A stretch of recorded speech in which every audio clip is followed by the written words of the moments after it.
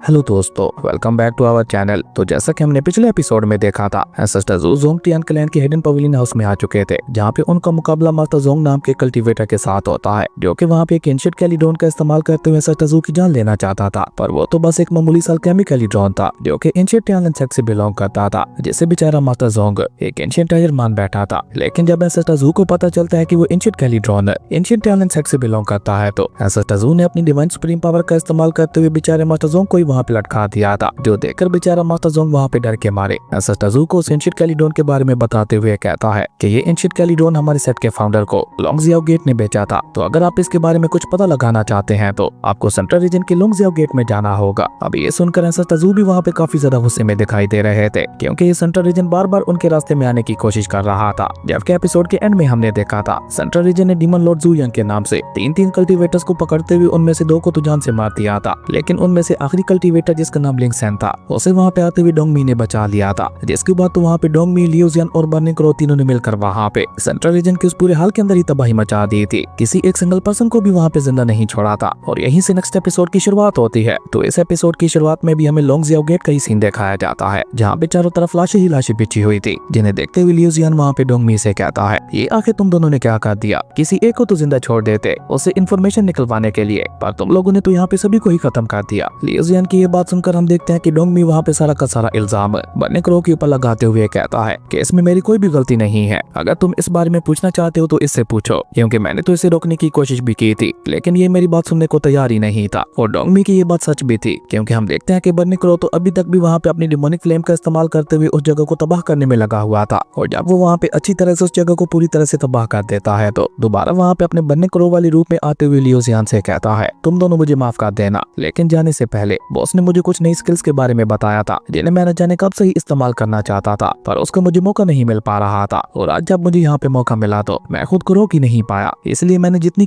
नई स्किल्स को सीखा था उन सभी का ही यहाँ पे इस्तेमाल कर दिया। पर अभी बर्निंग क्रो वहाँ पे ये सब कह ही रहा था कि तभी लिंग सेन वहाँ पे बर्निंग क्रो के इस रूप को देखकर वहाँ पे कंफ्यूज होते हुए कहता है, डीमन लॉर्ड जी, आखिर आपको क्या हो गया? आपका वो खतरनाक डीमन लॉर्ड वाला रूप कहाँ गया? कहीं ये सब किसी इंजरी की वजह से तो नहीं हो रहा? लिंग सेन की सारी बातें बर्निंग क्रो को वहाँ पे बहुत ही ज्यादा गुस्सा दिला रही थी, और ऊपर से लिंग सेन वहाँ पे बर्निंग क्रो को बड़ कह के बुला रहा था, जिससे बर्निंग क्रो वहाँ पे और भी ज्यादा चिढ़ गया था। इसलिए वो अपना सारा गुस्सा वहाँ पे लिंग सेन के ऊपर निकालते हुए कहता है, अब अगर तुमने यहाँ पे अपने मुंह से एक शब्द भी बाहर निकाला तो मैं तुम्हें अपनी डिमोनिक फ्लेम का इस्तेमाल करते हुए यहीं पे खत्म कर दूंगा। बर्निंग क्रो की ये बात सुनकर हम देखते हैं कि बेचारा लिंग सेन भी वहाँ पे काफी ज्यादा डर गया था, जो देखकर डोंग भी वहाँ पे लियू जियान से कहता है, तुम बिल्कुल ठीक कह रहे थे, यहाँ पे कोई भी जिंदा नहीं बचा, पर मुझे पूरा यकीन है कि तुमने किसी न किसी को तो जिंदा छोड़ा ही होगा, क्योंकि तुम फाइट के दौरान बहुत ही ज्यादा काम रहते हो और बहुत ही कूल तरीके के साथ अपने दुश्मनों को खत्म करते हुए अपना मतलब भी निकाल लेते हो। डोंगमी के मुंह से वहाँ पे इस तरह से अपनी तारीफ सुनकर तो लियू जियान भी वहाँ पे हंसने लगा था, क्योंकि डोंगमी बहुत ही कम उसकी तारीफ किया करता था। लेकिन लियू जियान भी वहाँ पे स्माइल करते हुए डोंगमी से कहता है कि मुझे माफ कर देना, असल में मैं भी फाइट के दौरान इतना ज्यादा एक्साइटेड हो गया था कि मैंने भी वहाँ पे तुम दोनों की तरह सभी को खत्म कर दिया। लेकिन अभी वो तीनों वहाँ पे इसी तरह से आपस में बातें कर ही रहे थे कि तभी हम देखते हैं कि लोंगजियाओ गेट के कैल्डर वहाँ पे अपनी आर्मी को लेकर वहाँ पे पहुंच चुका था, और अपनी आर्मी का इस्तेमाल करते हुए उसने वहाँ पे लियू जियान के साथ साथ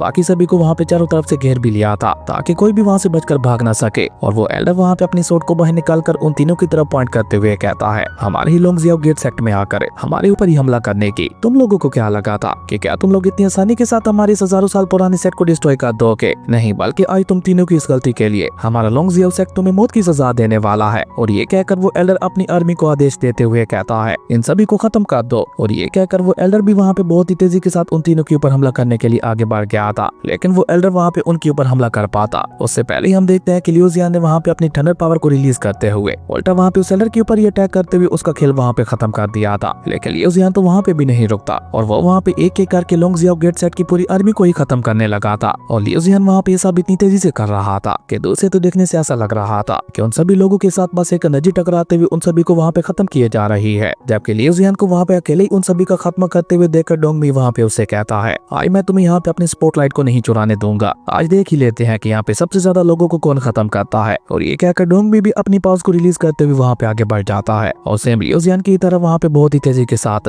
उस पूरी आर्मी का खात्मा करने लगा था, जिसके चलते हम देखते हैं कि ऊपर आसमान से ऐसे लाशें गिर रही थी कि जैसे वहाँ पे लाशों की बारिश हो रही हो। और इसी बीच हम देखते हैं कि मास्टर ज़ोंगटियान भी वहाँ पे पहुंच चुका था, जो कि लोंगजियाओ गेट सेट का लीडर भी था। वो भी वहाँ पे अपने लोगों को इस तरह से मरते हुए देखकर काफी ज्यादा गुस्से में दिखाई दे रहा था, और अचानक से वो वहाँ पे अपना स्पिरिचुअल ऑरा रिलीज करते हुए लियू जियान और डोंगमी से उससे कहता है, तुम लोगों की हिम्मत कैसे हुई मेरे ही सेट में आकर इस तरह से तबाही मचाने की। आज मैं तुम लोगों को यहाँ पे अपने सेंट्रल रीजन की ट्रू पावर दिखाऊंगा और तुम लोगों को इतनी भयानक मौत दूंगा कि अगली बार कोई भी हमारे सेंट्रल रीजन के ऊपर अटैक करने से पहले 1000 बार सोचेगा। लेकिन अभी बेचारा मास्टर ज़ाओटियान वहाँ पे ये सब बोल ही रहा था कि तभी हम देखते हैं कि अचानक से लियू जियान ने अपनी थंडर पावर का इस्तेमाल करते हुए एक बहुत ही ज्यादा पावरफुल थंडर स्ट्राइक के साथ मास्टर ज़ाओटियान के ऊपर अटैक करते हुए उसे दोबारा वहाँ पे नीचे फेंक दिया था। और हम देखते हैं कि लियू जियान के सेक अटैक के साथ ही बेचारे मास्टर ज़ाओटियान की हालत वहाँ पे काफी ज्यादा खराब हो चुकी थी। लेकिन लियू जियान तो वहाँ पे उसके ऊपर कोई भी रहम नहीं दिखाता। वो दोबारा वहाँ पे नीचे आकर उसे किक मारते हुए सीधा उसे वहाँ पे उसकी टायर पवेलियन हाउस की तरफ फेंक देता है और खुद दोबारा वहाँ पे एक ही झटके के साथ टेलीपोर्ट होता हुआ दोबारा वहाँ पे उसके सामने पहुंच चुका था। जो देखकर मास्टर ज़ाओटियान जल्दी से वहाँ पे उसके सामने झुककर उसे माफी मांगते हुए कहता है, प्लीज मुझे माफ कर दो और अब प्लीज मुझे मत मारना। तुम लोग बताओ तो सही, आखिर तुम लोग चाहते क्या हो और इस तरह से बिना रीजन के ही हमें मार क्यों रहे हो? क्या हमारे लोंगजियाओ गेट से अनजाने में ही कोई गलती हो गई है या फिर हमने अनजाने में ही आप लोगों को ऑफेंड कर दिया था? प्लीज हमें हमारी गलती तो बताइए जिसके चलते आप मेरे सेट को डिस्ट्रॉय करना चाहते हैं। अब मास्टर ज़ाओटियान की ये बात सुनकर हम देखते हैं कि लियू जियान वहाँ पे अपना हाथ आगे बढ़ाते हुए कोल्ड टून में उससे कहता है कि अपने टायर पवेलियन हाउस की मुझे तो। अब ये सुनकर तो बेचारे मास्टर ज़ाओटियान को वहाँ पे एक बहुत ही बड़ा झटका लगता है और वो वहाँ पे हैरान होते हुए कहता है, क्या क्या आप यहाँ पे मेरे सेट को डिस्ट्रॉय करने के लिए नहीं आए थे? आप बस हमारे लोंगजियाओ गेट के टायर्स को लेना चाहते थे और उसी के लिए आपने इतनी ज्यादा तबाही मचाई। मास्टर ज़ाओटियान की सारी बातें सुनकर लियू जियान दोबारा वहाँ पे थोड़ा गुस्से से उससे कहता है, मैंने कहा वो की हमें दो या फिर मैं दूसरा रास्ता अपनाऊं। लियू जियान की ये धमकी सुनकर तो हम देखते हैं कि बेचारा मास्टर ज़ाओटियान तो अंदर से वहाँ पे पूरी तरह से हिल गया था और वो जल्दी से अपने टायर पवेलियन हाउस की बाहर निकालकर उसे वहाँ पे लियू जियान को देते हुए कहता है, प्लीज आप इसे अपने पास ही रखिए, ये हमारे सेट की तरफ से आपके लिए एक छोटा सा तोहफा है। मास्टर ज़ाओटियान की ये बात सुनकर हम देखते हैं कि लियू जियान भी वहाँ पे खुशी खुशी उस की को ले लेता है, जिसके बाद वो वहाँ पे स्माइल करते हुए मास्टर ज़ाओटियान से कहता है, अगर तुमने ये की हमें पहले ही लुटा दी होती तो तुम्हारे इस सेट को इतना ज्यादा नुकसान ना उठाना पड़ता। और ये कहकर लियू जियान वहाँ पे उस की को लेकर अपने साथियों के साथ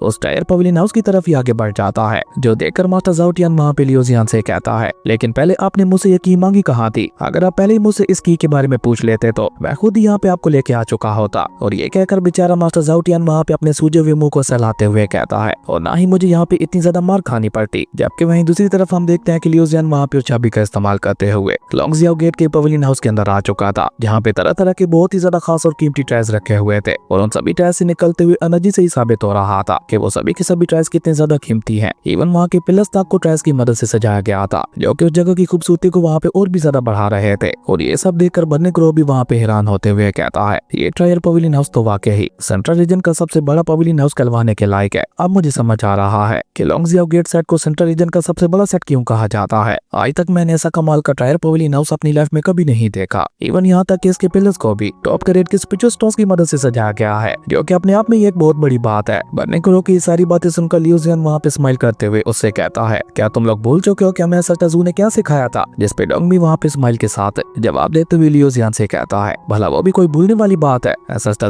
ने एक बार हमारे टैलेंट सेट के सभी डिसेबल से बोला था कि जब भी तुम किसी क्लैन के पवेलियन हाउस के अंदर जाओ तो उसे पूरी तरह से साफ किए बगैर कभी भी वहाँ से वापस मत आना, और अगर कोई तुम्हारे रास्ते में आने की कोशिश करे तो उसे सीधा मौत के घाट उतार देना। डोंगमी की यह बात सुनकर बर्नी ग्रो गुस्से से वहाँ पे चिल्लाते हुए कहता है, आखिर इतनी हिम्मत यहाँ पे किसकी है जो कि हमारे टैलेंट सेट के रास्ते में आने की कोशिश करे? अगर किसी ने यहाँ पे ऐसा सोचने की भी हिम्मत की तो मैं उसे यहाँ पे अपनी डिमोनिक फ्लेम की मदद से जलाकर राख कर दूंगा। अब डोंगमी और बर्नी ग्रो की ये सारी बातें सुनकर लियू जियान वहाँ पे उदास होते हुए कहता है, मेरा भी किन बेवकूफों के साथ पाला पड़ चुका है। काश मेरे साथ यहाँ पे लिंक्स हुई होती तो अब तक मुझे उसे यहाँ पे कुछ कहने की जरूरत ही ना पड़ती। अब तक तो उसने यहाँ पे आधे से भी ज्यादा पवेलियन हाउस को खाली कर लिया होता, क्योंकि एसएसटा के बाद टायर्स को कलेक्ट करने में सबसे ज्यादा माहिर वही है जिसे सेम टू सेम एसएसटा की तरह टायर्स को कलेक्ट करना बहुत ही ज्यादा पसंद है। अब लियू जियान की ये बात सुनकर हम देखते हैं कि वो दोनों भी वहाँ पे एक एक बहुत ही ज्यादा खास टायर उठाकर उसे वहाँ पे लियू जियान के पास लाते हुए कहते हैं, क्या कहा तुमने? एक बार और कहना। और ये कहकर वो दोनों ही वहाँ पे लियू जियान को धमकी देते हुए उसे घूरने लगे थे और साथ ही साथ वहाँ पे लिंग जुई का नाम लेते हुए उसके मजे भी लेने लगे थे। खैर उसके बाद सीन चेंज होता है, हमें थोड़ी देर बाद का सीन दिखाया जाता है जहाँ पवेलियन हाउस के बाहर हम मास्टर ज़ाओटियान को देखते हैं, जो कि टेंशन के मारे इधर उधर वहाँ पे टहल रहा था, क्योंकि लियू जियान और बाकी सभी को पवेलियन हाउस के अंदर गए हुए काफी ज्यादा समय गुजर चुका था, लेकिन उनमें से अभी तक कोई भी वापस नहीं आया था। पर अभी मास्टर ज़ाओटियान वहाँ पे ये सब सोचकर परेशान हो ही रहा था कि तभी अचानक से उस पवेलियन हाउस का गेट ओपन होता है और उसके अंदर से वो तीनों अपने साथ काफी सारे टायर्स को लेकर बाहर आते हैं। इवन बर्नी ग्रो ने तो वहाँ पे टायर्स को इकट्ठा करते हुए एक बहुत बड़ी पोटली भी बना रखी थी, जिसे वो वहाँ पे बहुत ही मुश्किल के साथ उठाते हुए ला रहा था। और साथ ही साथ बर्नी ग्रो वहाँ पे लियू जियान और डोंगमी के ऊपर गुस्सा करते हुए ये भी कह रहा था, तुम दोनों ने तो खुद वहाँ पे बहुत ही चालाकी के साथ सारे टायर्स को अपनी स्टोरेज रिंग के अंदर भर लिया, जबकि मेरे लिए एक भी स्टोरेज रिंग को नहीं छोड़ा। अब मैं अपने टायर्स को कहाँ पे रखूं, क्योंकि मेरे पास मौजूद जो स्टोरेज रिंग थी वो ऑलरेडी फुल हो चुकी है और इन बचे हुए इतने ज्यादा ट्रायल्स को तो मैं यहाँ पे ऐसे ही उठाकर नहीं ले जा सकता। अब तुम दोनों ही बताओ कि अब मैं क्या करूँ। बर्निंग क्रो की ये बात सुनकर हम देखते हैं कि लियू जियान वहाँ पे कुछ सोचने का नाटक करने लगा था और कुछ सोचते हुए उसकी नजर अचानक से ही वहाँ पे मास्टर ज़ाओ टियान के ऊपर पड़ती है, जो कि वहाँ पे उन तीनों की बातों को बहुत ही गौर से सुन रहा था। और जैसे वो लियू जियान को वहाँ पे अपनी तरफ देखते हुए पाता है तो वो भी वहाँ पे समझ चुका था कि लियू जियान क्या चाहता है, इसलिए वो जल्दी से अपने पास एक स्टोरी रिंग को बाहर निकाल कर उसे वहाँ पे लियू जियान की तरफ बढ़ाते हुए कहता है कि ये एक और छोटा सा गिफ्ट है मेरी तरफ से। मास्टर ज़ाओ टियान की यह बात सुनकर लियू जियान वहाँ पे उसकी तारीफ करते हुए कहता है तुम तो काफी ज्यादा अच्छे इंसान निकले। जबकि हम देखते हैं कि वो स्टोरी रिंग तो सीधा वहाँ पे बर्निंग क्रो के हाथों में आ जाती है, जिसका इस्तेमाल करते हुए बर्निंग क्रो ने अपने बाकी के सभी ट्रायल्स को भी उसके अंदर डाल दिया था। जिसके बाद बर्निंग क्रो बहुत ही तेजी से वहाँ से जाते हुए उन दोनों से कहता है कि अब क्या तुम दोनों का यहीं पे रहने का इरादा है? अभी हमें डिवाइन गेट जाकर भी तो उनसे अपना हिसाब किताब क्लियर करना है। अब बर्निंग क्रो की ये बात सुनकर हम देखते हैं कि वो दोनों भी वहाँ पे बहुत ही तेजी के साथ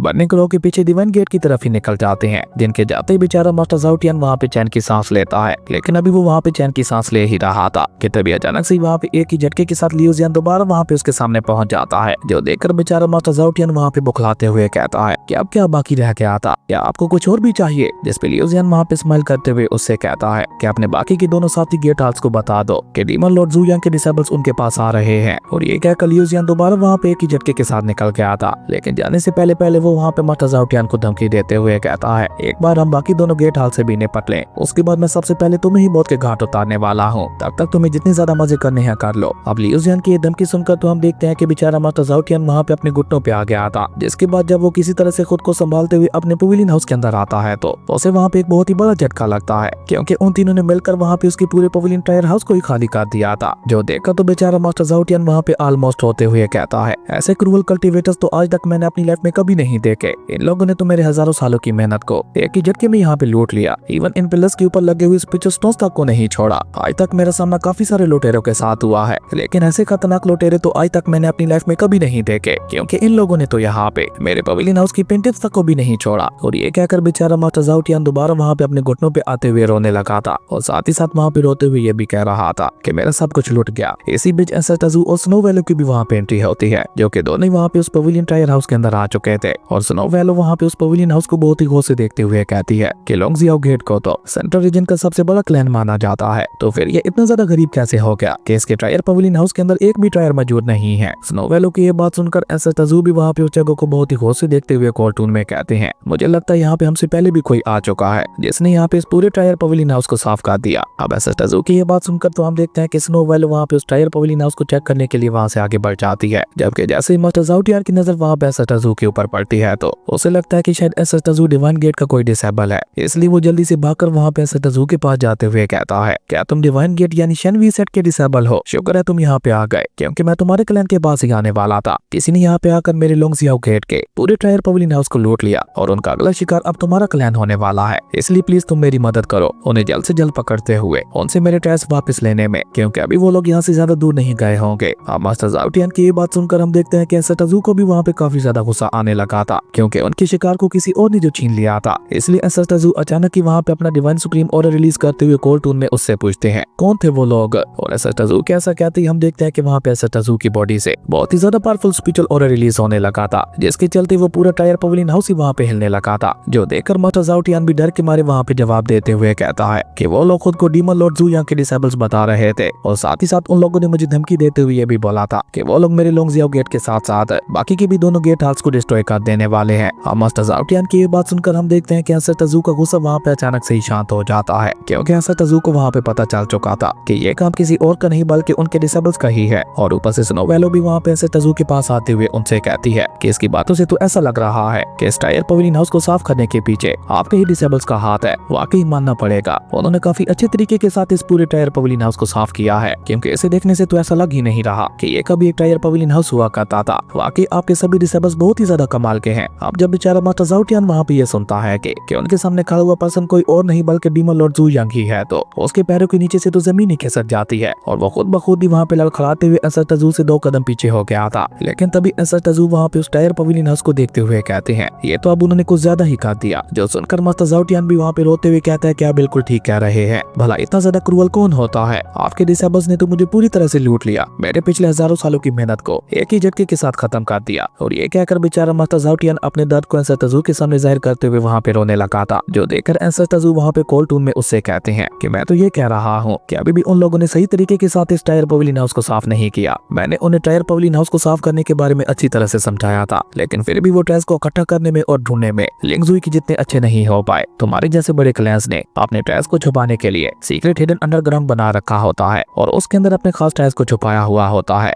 जबकि उन तीनों बेवकूफों को तो वहाँ पे इस बात का एहसास ही नहीं हो पाया कि यहाँ पे उनके पैरों के नीचे भी काफी सारे टायर्स को छुपा के रखा गया है। मैं उन्हें हजारों बार समझा चुका हूँ कि सबसे पहले टायर पवेलियन हाउस को अच्छी तरह से चेक किया करो, उसके बाद उसे पूरी तरह से साफ करने का काम किया करो। और ये कहते हुए हम देखते हैं कि एंसेस्टर्स के फेस के ऊपर गुस्सा भी छलकने लगा था। जबकि एंसेस्टर्स की सारी बातें सुनकर तो हम देखते हैं कि बेचारे मास्टर ज़ाओटियान का मुंह ही खुला का खुला रह गया था। और तभी अचानक एंसेस्टर्स वहाँ पे अपनी डिवाइन सुप्रीम पावर का इस्तेमाल करते हुए अपने पाँव को नीचे जमीन पे दे मारते हैं, जिसके चलते हम देखते हैं कि नीचे जमीन के बीचों बीच एक बहुत बड़ा ब्लास्ट हो गया था। और जैसे ही उस ब्लास्ट की वजह से वो जमीन वहाँ पे फटती है तो वाकई उसके नीचे वहाँ पे एक हिडन अंडरग्राउंड मौजूद था, जिसके अंदर काफी सारे टायर्स को छुपा के रखा गया था। जो देखकर मास्टर ज़ाओटियान वहाँ पे चिल्लाते हुए गुस्से से एंसेस्टर्स से कहता है कि ये हमारे क्लैन के सीक्रेट टायर्स हैं, जिन्हें लेने की किसी को भी इजाजत नहीं है, क्योंकि ये टायर्स ही हमारे लोंगजियाओ गेट सेट की फाउंडेशंस हैं। और ये कहकर मास्टर ज़ाओटियान वहाँ पे एंसेस्टर्स को रोकने के लिए उनके सामने आ गया था। जो देखकर एंसेस्टर्स वहाँ पे कोल्ड टून में उससे कहते हैं कि अभी कहा, अभी तक तो एक टायर तुम्हारी ब्लड लाइन के अंदर भी मौजूद है। और ये कहकर एंसेस्टर्स वहाँ पे अपनी डिवाइन सुप्रीम पावर का इस्तेमाल करते हुए मास्टर ज़ाओटियान की ब्लड लाइन के अंदर मौजूद टायर को भी बाहर निकालने लगे थे, क्योंकि मास्टर ज़ाओटियान के मुताबिक वो उसके क्लैन का सबसे पावरफुल टायर था, जिसे दुनिया की नजरों से छुपाने के लिए मास्टर ज़ाओटियान ने उसे अपनी ब्लड लाइन के अंदर ही छुपा दिया था। और जैसे जैसे वो टायर वहाँ पे उसकी ब्लड लाइन से निकलकर बाहर आ रहा था तो स्नोवेलो वहाँ पे उसके औरों को महसूस करके वहाँ पे थोड़ा हैरान होते हुए कहती है, इस टायर का औरा तो बिल्कुल सेम टू सेम वैसा ही लग रहा है जैसा कि मास्टर ज़ोंग के पास मौजूद उस अल्केमी कैलिट्रॉन का था। तो इसका मतलब है कि ये टायर भी हमारी एंशिएंट टैलेंट सेट से बिलोंग करता है। जबकि वहीं दूसरी तरफ हम देखते हैं कि जैसे जैसे एंसेस्टर्स वहाँ पे अपनी डिवाइन सुप्रीम पावर का इस्तेमाल करते हुए उस टायर को उसकी ब्लड लाइन से बाहर खींच रहे थे, वैसे वैसे ही बेचारे मास्टर ज़ाओटियान को वहाँ पे अपनी बॉडी के अंदर काफी ज्यादा पेन महसूस हो रहा था। जो देखकर स्नोवेलो भी वहाँ पे हैरान होते हुए कहती है, यकीन नहीं हो रहा कि इसने एक सीक्रेट टायर को अपनी ब्लड लाइन के अंदर छुपा रखा है, और ऐसा कुछ तो मैंने भी नहीं सोचा था। अब मुझे समझ आ रहा है, अब मुझे समझ आ रहा है कि आपके डिसेबल्स को इसके बारे में पता क्यों नहीं चला होगा। लेकिन ये मास्टर तो बहुत ही ज्यादा बेवकूफ निकला। अब आप अगर यहाँ पे उस एंशिएंट टायर को पूरी तरह से इसकी ब्लड लाइन से बाहर निकाल देते हैं तो उसके चलते इस मास्टर की कल्टीवेशन बहुत ही बुरी तरह से डैमेज हो जाएगी। जबकि वहीं दूसरी तरफ हम देखते हैं कि एंसेस्टर्स को तो वहाँ पे सबसे कोई मतलब ही नहीं था। वो तो अभी तक भी वहाँ पे अपनी डिवाइन सुप्रीम पावर का इस्तेमाल करते हुए उस टायर को वहाँ पे बाहर निकालने में लगे हुए थे। और जैसे जैसे वो टायर वहाँ पे उसकी ब्लड लाइन से निकलकर बाहर आ रहा था, वैसे वैसे हम देखते हैं कि वहाँ पे बहुत ही ज्यादा पावरफुल ऑरा फैलने लगा था। और तभी अचानक ही वहाँ पे एक बहुत बड़े एनर्जी ब्लास्ट के साथ मास्टर ज़ाओटियान की बॉडी से एक एंशिएंट टायर निकलकर बाहर आता है, जिसके चलते बेचारे मास्टर ज़ाओटियान की बॉडी के अंदर तो बिल्कुल भी ताकत नहीं बची थी, इसलिए वो खुद तो वहाँ पे लुढ़कते हुए पीछे जा गिरा था। वहीं स्नोवेलो जो कि वहाँ पे उस टायर को बहुत ही गौर से देख रही थी, वो उसे वहाँ पे चेक करने के लिए आगे बढ़ती है। लेकिन जैसे ही वो वहाँ पे उस एंशिएंट टायर को छूती है तो उसके अंदर से वहाँ पे इतनी ज्यादा पावरफुल एनर्जी रिलीज होती है कि उसने वहाँ पे स्नोवेलो को भी उठाकर पीछे फेंक दिया था। पर एंसेस्टर्स ने भी वहाँ पे समय रहते ही उसे गिरने से बचा लिया था, वरना अब तक तो वो पवेलियन हाउस से बाहर जाके गिरी होती। और तभी मास्टर ज़ाओटियान जो कि काफी हद तक वहाँ पे खुद को संभाल चुका था, वो वहाँ पे अपनी जगह पे खड़ा होते हुए गुस्से से वहाँ पे एंसेस्टर्स और स्नोवेलो से कहता है, मैंने तुम लोगों को मना भी किया था कि मुझसे मेरे इन सीक्रेट टायर्स को मत छीनो, लेकिन तुम लोगों ने मेरी बात को नहीं सुना। और अब जब मेरा सीक्रेट टायर दुनिया की नजरों के सामने आ ही चुका है तो अब मैं यहाँ पे इसको इस्तेमाल करने से भी पीछे नहीं हटूंगा। और ये कहकर उसने अचानक से ही वहाँ पे अपने एंशिएंट टायर की पावर को एक्टिवेट कर दिया था, जिसे एक्टिवेट करते हुए वो वहाँ पे एंसेस्टर्स से कहता है, गो टू हेल। अब बताओ ये बेवकूफ मास्टर कहीं का हेल गॉड को हेल में भेजने की बात कर रहा है। शायद जैसे ही उस एंशिएंट टायर की पावर वहाँ पे एक्टिवेट होती है तो देखते ही देखते उसने वहाँ पे एंसेस्टर्स के साथ साथ स्नोवेलो को भी अपने अंदर ले लिया था। जो देखकर मास्टर ज़ाओटियान भी वहाँ पे खुश होते हुए कहता है, मेरा ये टायर एक बहुत ही ज्यादा खास है, यूनिक स्पेस इमोर्टल टायर है, और अगर एक बार इसके अंदर किसी चीज को डाल दिया जाए तो उसके लिए टाइम एंड स्पेस बहुत ही अलग तरीके से काम करता है। इवन एक ऐसा सुप्रीम मास्टर है जो कि इमोर्टैलिटी को भी ब्रेक थ्रू कर चुका हो, वो भी मेरे इस खतरनाक टायर से बच नहीं सकता। और ये तो बस एक मामूली सा की रिफाइनिंग का कल्टीवेटर था, जिसके ऊपर टाइम एंड स्पेस का बहुत ही ज्यादा प्रेशर पड़ रहा होगा। और अब तक तो मेरे इस एंशिएंट टायर के अंदर वो अपनी आधी से भी ज्यादा लाइफ को गुजार भी चुका होगा। उसके बाद सीन चेंज होता है और हमें उसी एंशिएंट टायर के अंदर का ही सीन दिखाया जाता है, जिसके अंदर एक स्पेस टनल बनी हुई थी और वहाँ पे टाइम वाकई बहुत ही तेजी के साथ बीत रहा था। और तभी अचानक एंसेस्टर्स की नजर वहाँ पे अपने सामने पड़ी हुई एक टेबल के ऊपर पड़ती है, जिसके ऊपर एक कुकर और एक लेटर रखा हुआ था, और ऊपर से वहाँ पे उस कुकर के ऊपर भी टाइमर लगा हुआ था, और उसके अंदर वहाँ पे बिल्कुल वैसा ही पॉइंटर था जैसा कि उस अल्केमी कैलिट्रॉन के अंदर था। वहीं स्नोवेलो वहाँ पे आगे बढ़कर उस लेटर को उठाते हुए कहती है, आखिर ये क्या है। और ये कहकर जैसे ही स्नोवेलो वहाँ पे उस लेटर को पढ़ती है तो उस लेटर में लिखा हुआ था, मेरे क्यूट छोटे छोटे भाई पी लो, ये एक fully automatic special food cooker है जिसे स्पेशली तुम्हारे लिए तुम्हारे बड़े भाई ने बनाया है। इसका इस्तेमाल करते हुए तुम बहुत ही जल्द खाना बनाते हुए टाइम पे खाना खा सकते हो। और अभी स्नो वैलो वहाँ पे वो लेटर पढ़ ही रही थी कि तभी हम देखते हैं कि उस फूड कुकर का टाइमर वहाँ पे पूरा हो जाता है, जिसके चलते वो खुद ब खुद ही वहाँ पे ओपन हो गया था, जिसके अंदर हम देखते हैं कि काफी सारा डिलीशियस खाना भी रखा हुआ था, जिससे निकलने वाली खुशबू को सेंस करके तो स्नो वैलो भी वहाँ पे काफी ज्यादा इंप्रेस हो जाती है, क्योंकि वो खाना देखने में वाकई बहुत ज्यादा टेस्टी लग रहा था। और ऊपर से हम देखते हैं कि उसकी खुशबू वहाँ पे उस एंशिएंट ट्रायल से भी बाहर निकलने लगी थी, जहाँ मास्टर ज़ाओटियान अपने सभी सीक्रेट ट्रायल्स को ठिकाने लगाते हुए कहता है अब तक तो उस एंशिएंट ट्रायल के अंदर हजारों साल गुजर चुके होंगे और अब तक तो उस डीमन लॉर्ड ज़ुया की बॉडी भी राख पे बदल चुकी होगी। और ये कहकर मास्टर ज़ाओटियान वहाँ पे डेविल स्माइल करने लगा था, लेकिन तभी अचानक से उसे भी वहाँ पे अपने एंशिएंट ट्रायल के अंदर से बहुत ही ज्यादा टेस्टी खुशबू का एहसास होता है, जिसे सुनकर मास्टर ज़ाओटियान भी वहाँ पे हैरान होते हुए कहता है ये इतनी ज्यादा टेस्टी खाने की खुशबू कहाँ से आ रही है। और ये कहकर जब मास्टर ज़ाओटियान वहाँ पे पलटकर अपने एंशिएंट ट्रायल की तरफ देखता है तो वो खुशबू तो वहाँ पे उसी से निकल रही थी, जो देखकर जैसे ही मास्टर ज़ाओटियान वहाँ पे उस खुशबू के बारे में पता लगाने के लिए आगे बढ़ता है तो अचानक से ही वहाँ पे उस फूड कुकर के अंदर एक बहुत ही बड़ा ब्लास्ट हो गया था, जो कि इतना ज्यादा खतरनाक था कि उसके चलते हम देखते हैं कि वो पूरा का पूरा ट्रायल पवेलियन हाउस ही वहाँ पे डिस्ट्रॉय हो गया था। और उसी खतरनाक ब्लास्ट के साथ एंसेस्टर ज़ू स्नो वैलो के साथ उस फूड कुकर से निकलकर बाहर आ जाते हैं, जहाँ स्नो वैलो तो अभी तक भी वहाँ पे उसी खाने को खाने में लगी हुई थी, जिसे खाकर वो वहाँ पे उस खाने की तारीफ करते हुए कहती है ये खाना ना सिर्फ बहुत ही ज्यादा टेस्टी है बल्कि इसकी खुशबू मुझे काफी ज्यादा फेमिलियर भी लग रही है। ऐसा लगता है कि मैं पहले भी ये टेस्टी खाना खा चुकी हूँ। जबकि वहाँ पे एंसेस्टर ज़ू और स्नो वैलो को वहाँ पे सही सलामत अपने एंशिएंट ट्रायल से बाहर आते हुए देखकर तो बेचारे मास्टर ज़ाओटियान को वहाँ पे अपनी आंखों पे यकीन ही नहीं हो रहा था। वो वहाँ पे हैरान होते हुए कहता है नहीं ऐसा नहीं हो सकता, ये तो इम्पॉसिबल है, वो तो मेरा एक सुप्रीम सीक्रेट ट्रायल था जिसे गोड्स तक भी डिस्ट्रॉय नहीं कर सकते थे, तो फिर तुम्हारे जैसे एक मामूली सी की रिफाइनिंग स्टेक के कल्टीवेटर ने उसे कैसे डिस्ट्रॉय कर दिया। मास्टर ज़ाओटियान की ये बात सुनकर हम देखते हैं कि स्नो वैलो जो कि अभी तक भी वहाँ पे अपना खाना ही खा रही थी, वो बीच में ही रुकते हुए कहती है इस खाने ने आज वाकई मुझे दोबारा से एंशिएंट ट्रायल सेट की याद दिला दी। और ये कहकर स्नो वैलो वहाँ पे मास्टर ज़ाओटियान से कहती है बेवकूफ कहेंगे, जैसे तुम अपने एक सुप्रीम सीक्रेट ट्रायल समझ रहे थे, वो तो बस हमारे एंशिएंट ट्रायल सेट का एक मामूली सा फूड कुकर था। स्नो वैलो की ये बात सुनकर तो हम देखते हैं कि बेचारे मास्टर ज़ाओटियान की आंखें वहाँ पे फटी की फटी रह जाती हैं। उसे वहाँ पे यकीन ही नहीं हो रहा था कि जैसे अब तक वो एक सुप्रीम ट्रायल समझते हुए आ रहा था, वो बस एक मामूली सा फूड कुकर था। असल में इस सब में बेचारे उसकी कोई गलती भी तो नहीं थी। अब एंशिएंट ट्रायल सेट का ऑरा था ही ऐसा कि कोई भी उसे एक सुप्रीम ट्रायल समझ सकता था, जबकि हम देखते हैं कि बेचारा मास्टर ज़ाओटियान तो वहाँ पे ये मानने को तैयार ही नहीं था। वो ना में अपना सर हिलाते हुए कहता है कि नहीं ऐसा नहीं हो सकता, ये इम्पॉसिबल है। मास्टर ज़ाओटियान की ये बात सुनकर एंसेस्टर ज़ू भी वहाँ पे अपने डिवाइन सुप्रीम ऑरा को रिलीज करते हुए कॉल टोन में उससे कहते हैं कि ट्रायल सेट में क्या क्या हो सकता है, ये तुम्हारे जैसे एक मामूली सा मास्टर इमेजिन भी नहीं कर सकता। और ये कहकर एंसेस्टर ज़ू अपनी डिवाइन सुप्रीम पावर को वहाँ पे अपनी फिंगर्स के अंदर इकट्ठा करने लगे थे